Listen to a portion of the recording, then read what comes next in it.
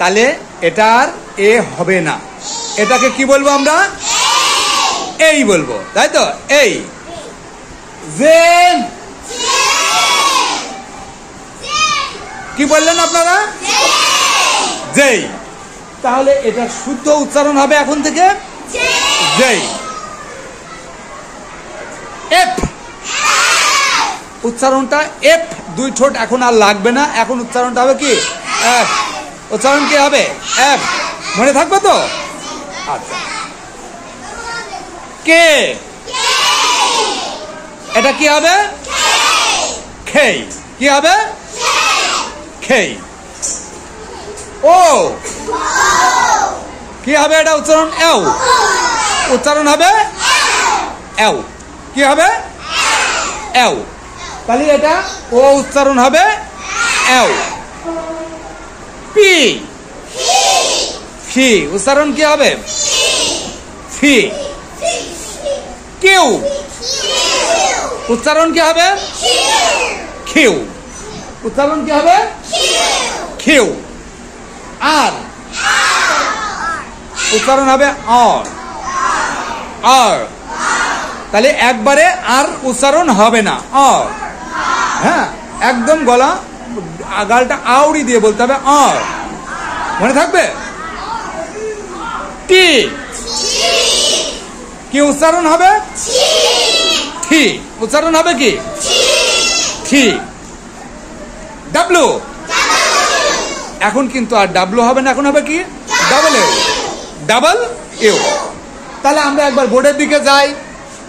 তাহলে আমরা এটাকে কি বললাম?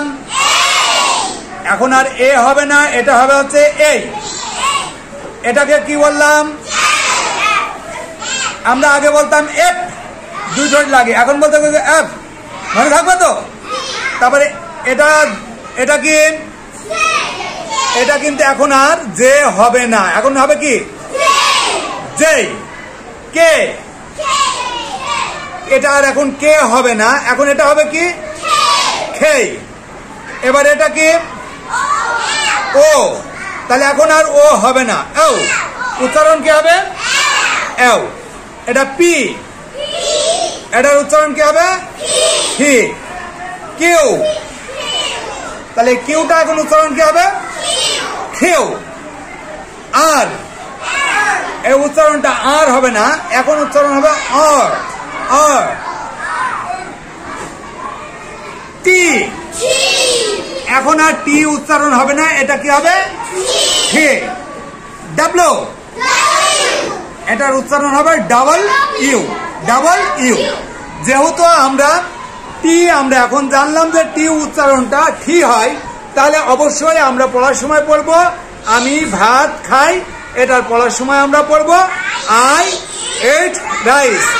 আই ইট হবে না, এট রাইস।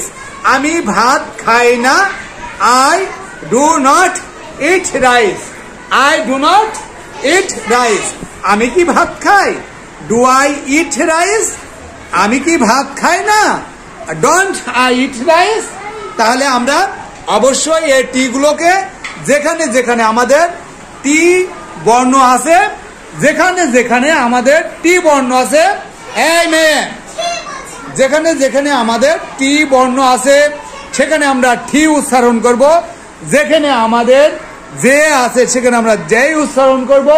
যেখানে আমাদের ডাব্লু আছে সেখানে আমরা ডাবল ইউ উচ্চারণ করব। যেখানে আমাদের কে আছে সেখানে আমরা খেয়েই উচ্চারণ করব। যেখানে আমাদের ও উচ্চারণ আছে, ও বর্ণ আছে, সেখানে আমরা এ উচ্চারণ করব।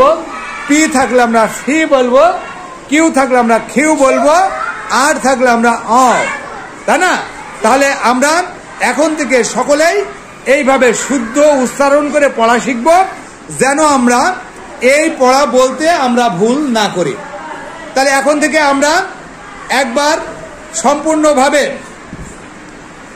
এই B C D E F G H I J K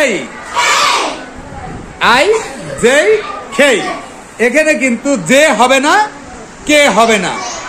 L L M N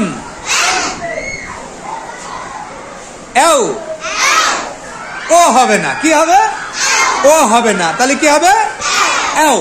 তাহলে আমরা এও উচ্চারণ করবো, তাই না? তাহলে T Q R S T U V W.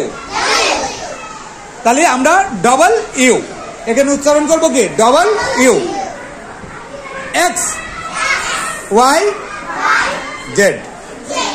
তাহলে আমরা এখন থেকে শুদ্ধ উচ্চারণে এই বর্ণগুলো পড়বো। আপনাদের মনে থাকবে তো? মনে থাকবে তো? আমরা দেখেন এই জায়গায় আমরা যে কটা বর্ণ, 10টি বর্ণ যেভাবে পড়াতে হবে, আমরা সেই 10টা বর্ণ সুন্দর করে আপনাদের লিখে আজকে পড়ালাম। এবং পাশাপাশি আমরা এই যে কিছু পড়া পড়িয়েছি, আই ইট রাইস, আমরা ঠির উচ্চারণ কিভাবে হতে পারে সেটা আমরা সম্পূর্ণভাবে আপনাদেরকে আজকে পড়ালাম। তো ঠিক আছে, এখন থেকে আপনারা বাড়িতে আপনাদের আব্বা আম্মারা যারা পুরনো লোক আছে তারা কিন্তু এটাকে টি বলবে, যারা এ আছে তারা কিন্তু এ বলবে। তাহলে আপনারা বাড়িতে যে আব্বা আম্মাদের বলবেন এখন থেকে ইন্টারন্যাশনাল নিয়মে এটাকে আর এই উচ্চারণ করা যাবে না। আমাদের বিদ্যালয়ের স্যার আমাদেরকে এইভাবে শেখাচ্ছে। এখন থেকে এই সঠিক উচ্চারণ আপনাদের আব্বা আম্মাদের যে ভুলটা আছে সেটা আপনারা ভাঙিয়ে দেবেন। তো ঠিক আছে, সকলে সুস্থ থাকেন, ভালো থাকেন, আবার দেখা হবে। আসসালামু আলাইকুম।